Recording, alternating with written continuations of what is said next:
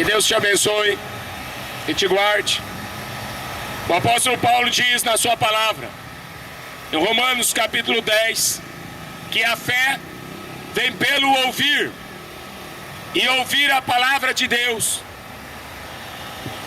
Jesus fala em João 5,39, examinai as Escrituras, porque vós cuidais ter nela a vida eterna, e são elas que testificam de mim. Em João 7,38, Jesus também diz, quem crê em mim, como diz a Escritura, rios de água viva fluirão de dentro do teu ser e jorrarão para a vida eterna.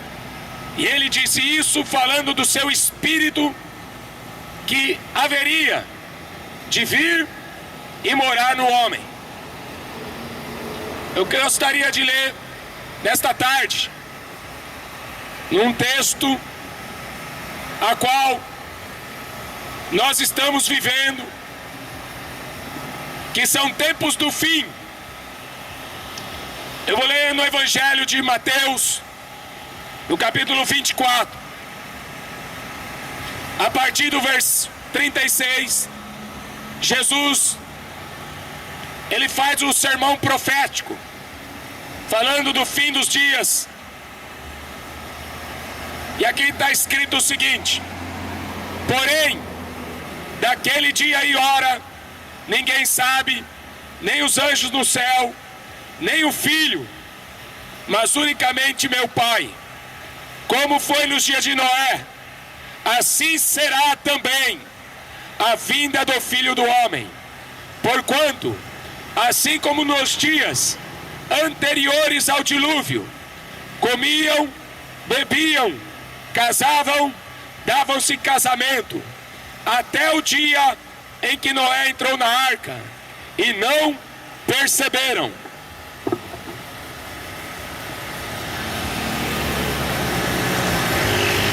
Até que veio o dilúvio, e levou a todos. Assim será também a vinda do Filho do Homem. Jesus está fazendo uma comparação dos dias do fim com a sua vinda. O que precederia os sinais da vinda de Jesus? Então ele começa a responder para os discípulos, porque os seus discípulos o interrogaram, perguntando, mestre, que sinais haverá da sua vinda e do fim do mundo, do fim das coisas?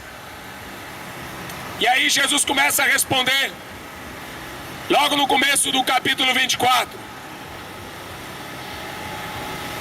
E ele diz, acautelai-vos, que ninguém vos engane, porque virão muitos em meu nome, dizendo eu sou o Cristo, e enganarão a muitos.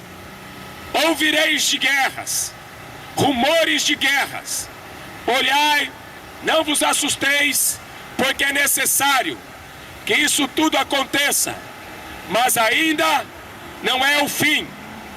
Porquanto se levantará nação contra nação, reino contra reino, e haverá fomes, pestes, terremotos em vários lugares.